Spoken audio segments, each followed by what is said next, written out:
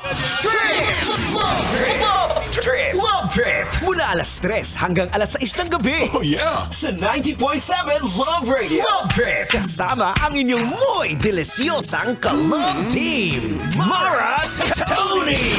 Mara Tony! Ikaw, anong trip mo?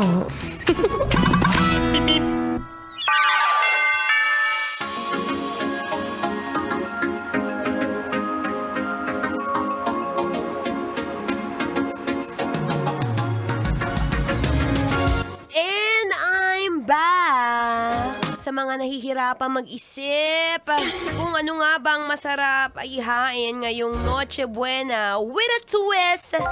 Yung kakaiba naman, Bin. Oo, wag naman tayo dun sa laging usual. Pero syempre, still on a budget. Nagbabalik po ang inyong kadaldalan na daldalerang atleta DJ Mara Tony. At kanina nga nabanggit ko na dahil sa tinagal-tagal na natin nagpapasko, syempre minsan nagbabago rin ang taste buds mo, Bin. Oo, parang gusto mo na naman tumikim ng kakaibang luto ng manok. O kaya naman kakaibang luto ng salad. Hindi na yung mga typical na fruit salad, macaroni salad, ibang salad naman. So naglista ako, syempre. Naglista tayo ng mga pwede mong lutuin. Lalo na ngayon na feeling ko hindi ka pa nakakabili kasi ikaw yung taong lagi kang cram. Oo, gusto mo yung mga last minute shopping ganyan.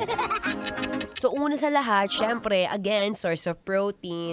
Hindi mawawala sa Noche Buena ang manok. Ano nga bang masarap na luto sa manok? Ang manok pwede mong gawing roasted chicken. Simple lang naman, di ba? Sabi ko nga chef na ako for today. Simple lang naman ang gagawin mo sa manok. Lalagay mo ng asin, paminta, tapos pasukan mo ng lemongrass dun sa may bandang puwet.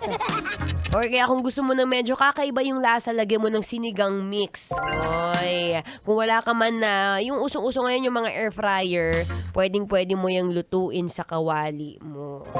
Diba? Para naman, kahit pa paano, diba? Minsan kasi paulit-ulit ng fried chicken, which is lagi mo naman kinakain yan. Lagyan mo ng twist para mas masarap. At syempre, alam ko namang iniisip mo na madalas ang mga anak mo sa bahay ay hindi naman kumakain ng breast. Ikaw lang naman kasi ang mahilig sa breast beef.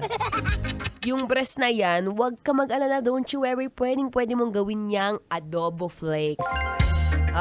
Simple lang kung paano gawin ng adobo flakes, himahimayin ang iyong chicken breast. Yung chicken breast mo, hiwa-hiwalayin mo gamit ang tinidor.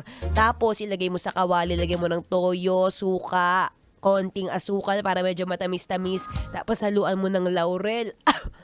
Naubo ako, wait. Lagyan mo ng laurel. Ay, pakasarap niyan, B. Tapos, lagyan mo ng konting mantika o yung chicken oil. Oh! What a perfect combination. Diba? Madalas kasi sa atin, may natitira pa sa Noche Buena na hindi mo na alam kung anong gagawin mo dun sa chicken breast kasi nga matabang siya. Pero syempre, kahit papaano, pwede mong gawan ng paraan para naman hindi nasisira o nasasayang yung isang buong manok na pinaghirapan mo. Meron pa ngang isa kung ikaw naman yung klase ng tao na nagsasawa na sa paulit-ulit na spaghetti, B. Why not try mo yung talong? Try mo yung talong na nilagay sa lasagna. Lasanyang talong. Oo, di ba? Healthier option pa yon. Simple lang din naman ang gagawin mo. Bukod sa noodles, na ubod ng mahal. Try mo yung talong na makapal, yung mataba yung malapad.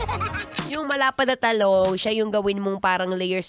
Parang pag gumagawa ka ng mango graham, diba? May mga layers yun. This time around, iprito mo yung talong, yun yung ilagay mo, tapos samahan mo ng mga karne-karne, mga ground beef, ground pork, and the spaghetti specialist sauce.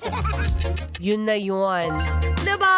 Kahit konting konting Noche Buena, pero kakaiba, ay nako, panigurado, hahanap-hanapin mo yan sa mga susunod mong Pasko. Diba? Siya ako yung magbabalik maya-maya lamang. Meron pa akong iba, dessert naman. But for now, makinig ka muna ng aming nag-iisang Christmas jingle. Siyempre, hatid pa rin sa iyo ng 90.7 Love Radio. Kabisyo, tara na.